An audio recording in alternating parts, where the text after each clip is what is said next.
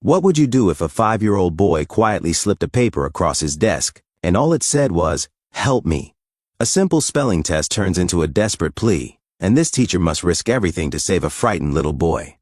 What the teacher decides to do next is shocking yet necessary. Stay with us until the end to listen, and please let us know which country you're listening from. Please also subscribe to our channel.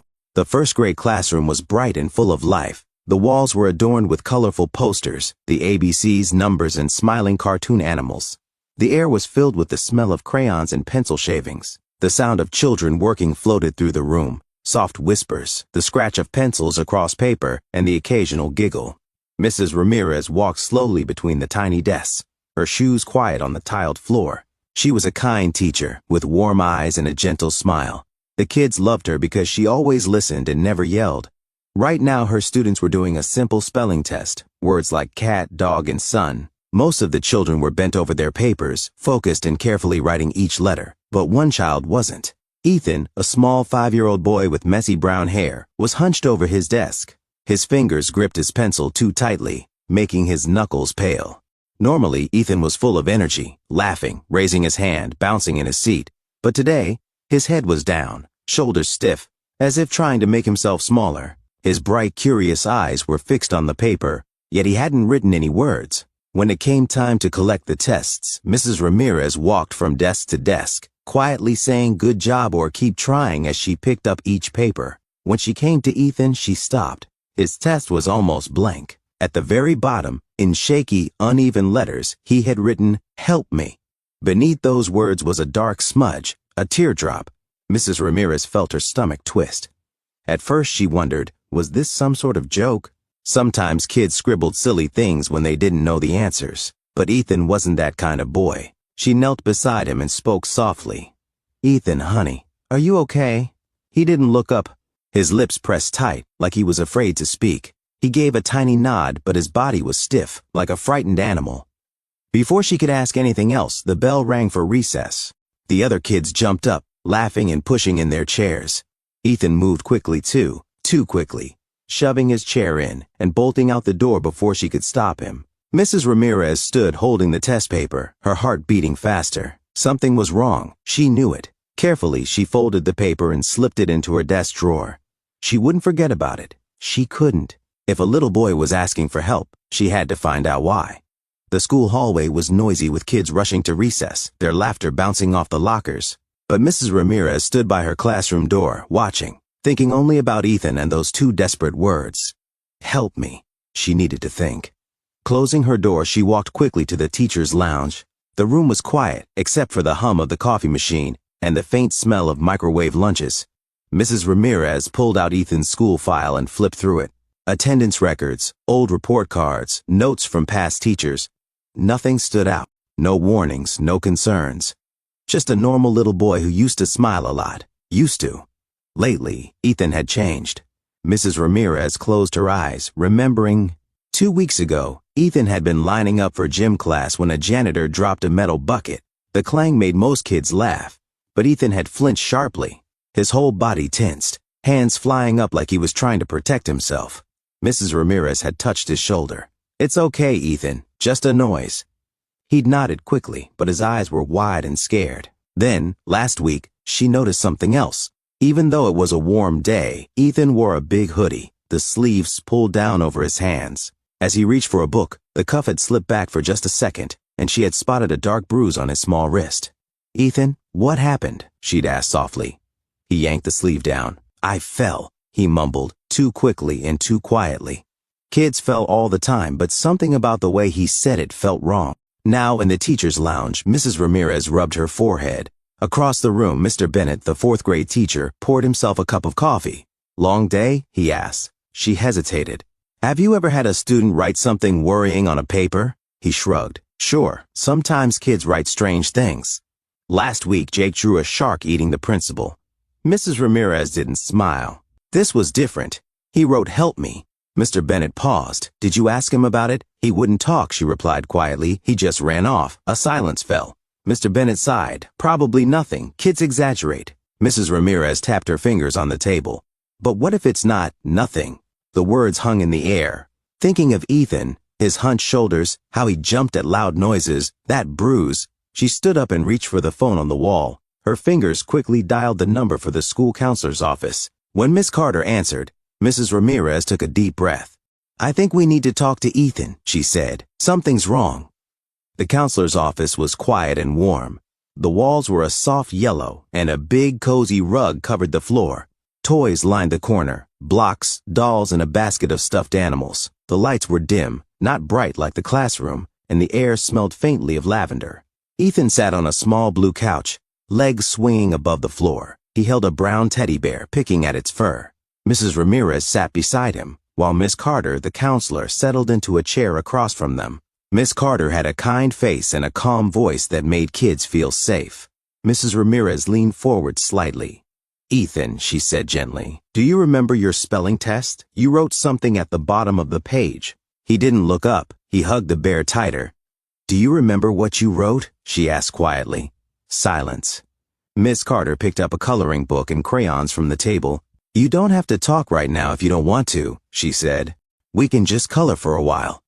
Ethan glanced at the crayons but didn't take any. His shoulders hunched like he was trying to disappear. Mrs. Ramirez touched his arm gently. "Ethan, did you want to tell us something when you wrote those words?" A long pause. Then, so quietly it was almost a whisper, he said, "I'm not supposed to talk." Mrs. Ramirez and Miss Carter exchanged a glance. Miss Carter set down the coloring book. "Who told you that, sweetheart?" Ethan shook his head, pressing his lips tight. Mrs. Ramirez kept her voice soft. "It's okay to tell us. You won't get in trouble." Ethan's fingers twisted in the bear's fur. Then, in a shaking whisper, he said, "Sarah yells a lot." "Sarah?" Mrs. Ramirez asked softly. "Dad's new wife," he said, voice tiny and frightened. "She gets mad when I talk too much." Miss Carter nodded slowly. "What happens when she gets mad?" Ethan swallowed hard. She puts me in the closet." Mrs. Ramirez felt her stomach drop. "The closet? The one in the hallway?" Ethan nodded. "It's dark. She locks it. She says bad kids go in the dark." His voice shook, and a tear fell down his cheek. Quickly, he wiped it away, like he wasn't allowed to cry. Mrs. Ramirez felt a lump rise in her throat. Without thinking, she took Ethan's small hand in hers. His fingers were ice cold. "I don't want to go home," he whispered, voice breaking. Mrs. Ramirez squeezed his hand. "You're safe here," she promised firmly. "No one's going to hurt you." Miss Carter stood up and waved Mrs. Ramirez to the corner. In a low voice, she said, "We need to call child services. Now." Mrs. Ramirez nodded, glancing back at Ethan, still curled up on the couch, holding the bear like it was the only thing keeping him safe. Her heart ached, but she knew what had to be done. On the speakerphone, a voice crackled from Child Protective Services. "We're sending someone right now. It'll take about an hour." Mrs. Ramirez felt a twist in her stomach and checked the clock. 2:30 p.m. "An hour?" she asked. "But Ethan's father is supposed to pick him up at 3. The social worker sighed. "I understand. Just keep him at school until we arrive. Do not let him leave with his father." Principal Kelly rubbed his forehead. "And if his father insists?" "Stall," said the social worker firmly. "But don't tell him why. We don't want to alert him before we get there."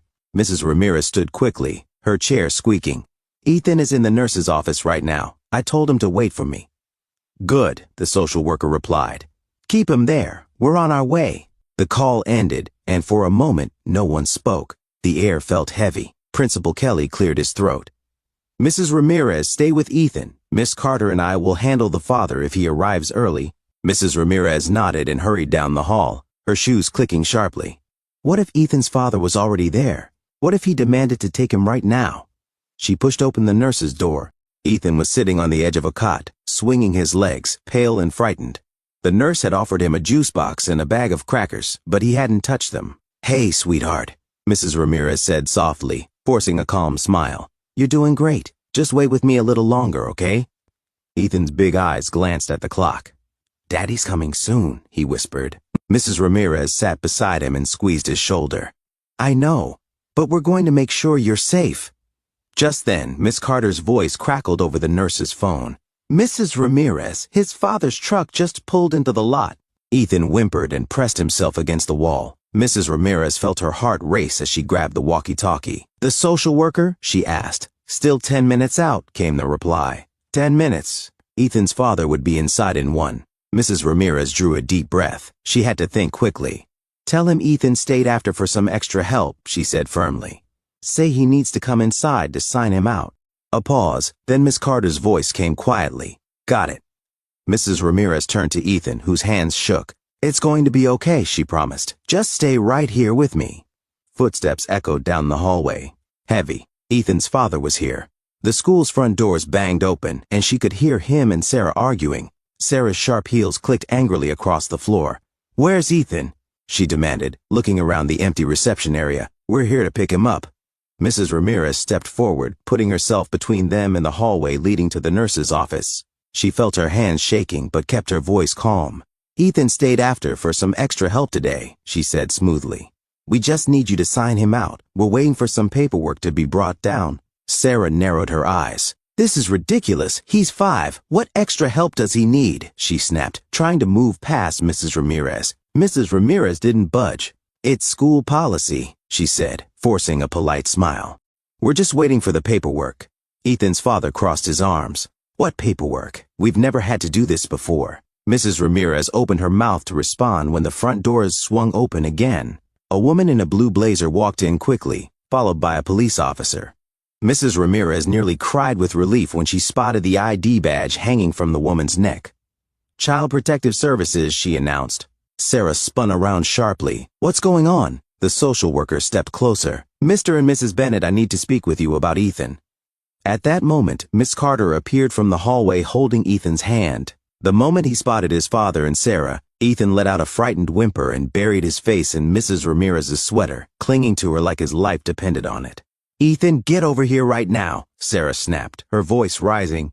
The police officer stepped forward. Ma'am, I'm going to ask you to calm down. The next hour passed in a blur. The social worker and police spoke with the parents in the principal's office. Meanwhile, Mrs. Ramirez stayed with Ethan in the nurse's office, holding him as he shook and reading him a story to help him stay calm. Finally, the social worker came back. She knelt down in front of Ethan and smiled gently. Hey, Ethan, my name is Anna. We've got some good news. You're going to stay with a very nice lady tonight. She has a big fluffy dog named Buddy who loves kids. Ethan peeked up. A dog? Anna smiled. Yes, a very friendly one. And tomorrow, some other nice people want to talk to you about what's been happening at home. But tonight, you get to play with Buddy. How does that sound? Ethan nodded slowly. Mrs. Ramirez helped him gather his backpack, her hands shaking as she zipped it up. When it was time to go, she knelt down and pulled him into a tight hug. You're so brave, she whispered. Remember that. Okay, Ethan replied quietly, and hugged her back before taking Anna's hand. As they walked out to the social worker's car, Ethan waved one last time. Mrs. Ramirez waved back, leaning against the school doors. Taking a deep breath, she felt a hand on her shoulder. Principal Kelly smiled softly. You did good today. Mrs. Ramirez wiped at her eyes and nodded. Today, she said quietly, we did our job. What would you have done if you were in Mrs. Ramirez's place? Please let us know in the comments below, and if you enjoyed this story, don't forget to give it a thumbs up and hit that subscribe button.